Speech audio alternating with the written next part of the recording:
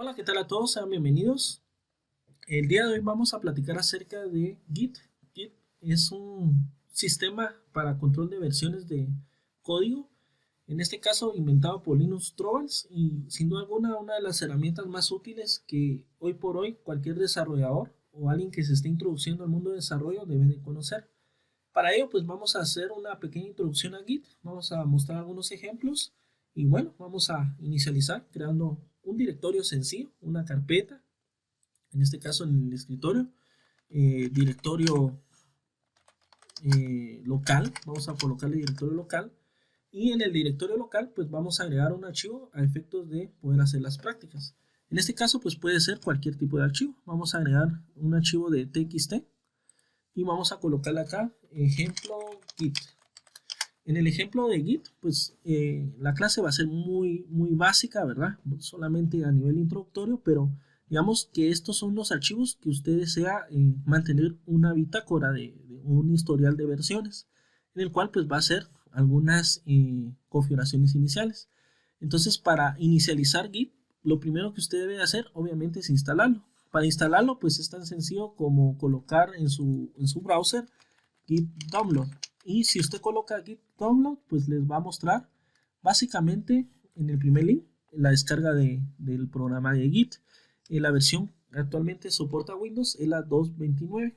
Git es una aplicación multiplataforma, como puede darse cuenta. Usted la puede instalar en Mac o en Linux. Se recomienda que también instale lo que sería las aplicaciones que le recomienda, como por ejemplo un Git Win o un Git CLI, que es como una especie de bash muy parecida a Linux, que le permitirá a usted poder trabajar con Git de forma más cómoda, ¿verdad?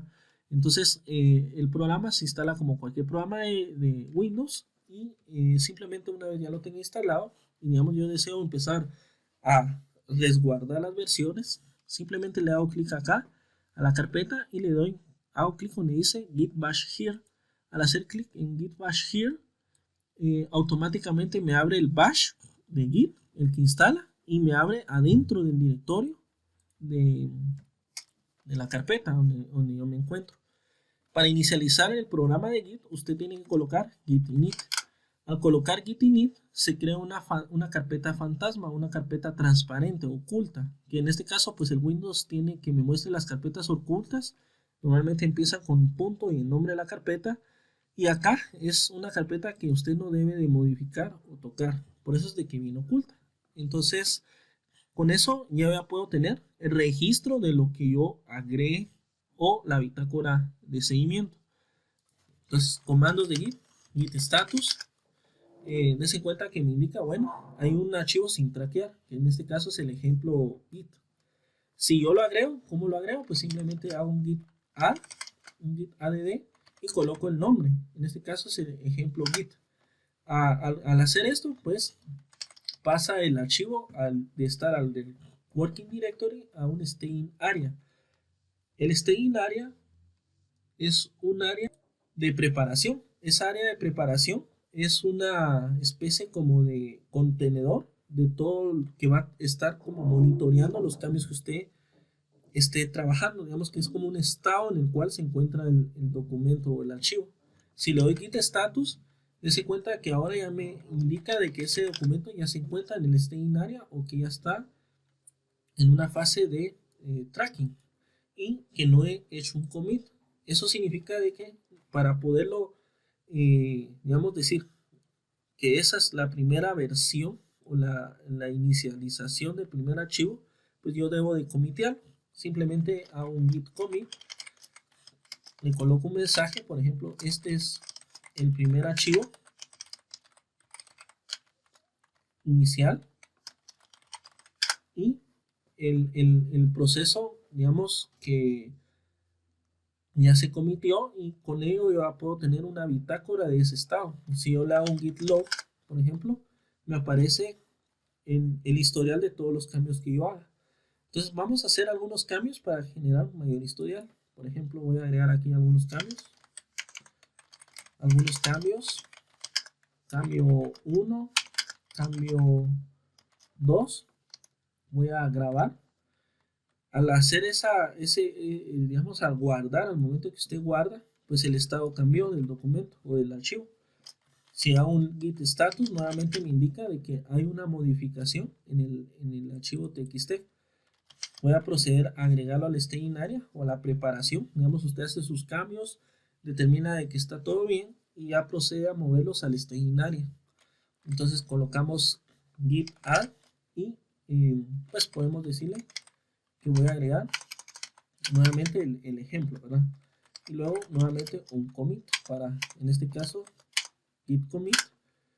Me va a abrir un editor de texto donde yo puedo, en este caso, decirle que sea Nano, Vim o en este caso Visual Studio Code y le puedo poner segundo commit. Se agregaron cambios, por ejemplo. Grabo y al momento de grabar y cerrar, dense cuenta que se hace la inserción. Entonces usted puede darle git commit sin el "-m", que si lo hace le va a abrir un editor de texto, que en este caso el que yo tengo configurado es Visual Studio Code. Vamos a agregar otro ejemplo. Voy a agregar otro archivo de, en este caso un archivo de Python, ejemplo S1, y en lugar de un txt le voy a decir que sea un .py. Le digo que sí y ya tengo otro tipo de archivo. También puedo, en este caso, pues agregar más archivos si deseo y traquearlos, incluso documentos de Office. Entonces, si yo edito este archivo, por ejemplo, le voy a decir que lo voy a editar con el Visual Studio Code, pues yo le puedo decir que haga un simple hello world, ¿verdad? Que imprima un hola mundo. Esto es un cambio, es un archivo nuevo. Lo guardo, cierro y si le doy git status me dice que se agregó o tenemos el punto Python sin traquear. Y si yo edito algo de acá, por ejemplo, se agrega cambio 3, por ejemplo, y guardo, entonces hice una inserción de un archivo nuevo y hice una modificación.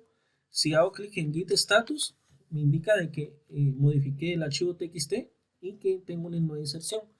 Si yo quiero agregar todos los archivos de golpe, pues simplemente le doy un git add -a o un git punto. Con un git add punto estoy agregando automáticamente todos los archivos, ¿verdad? Si le doy git status, dense cuenta que los dos archivos se encuentran ya en el staging area y simplemente le hago un commit. En este caso le voy a decir se agrega script Python y se modifica el archivo txt. Entonces, dense cuenta que cuando le doy un git log, pues ya me aparecen más historiales o bitácora.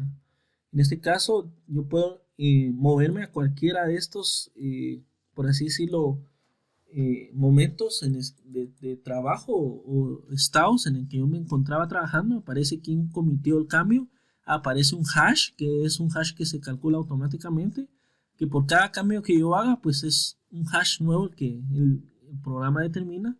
Esta es la cabeza o la cabecera, que es donde me encuentro actualmente. Y bueno, si yo deseo moverme al primer commit, simplemente le doy un git checkout, ¿verdad? Le hago clic en ese git checkout y coloco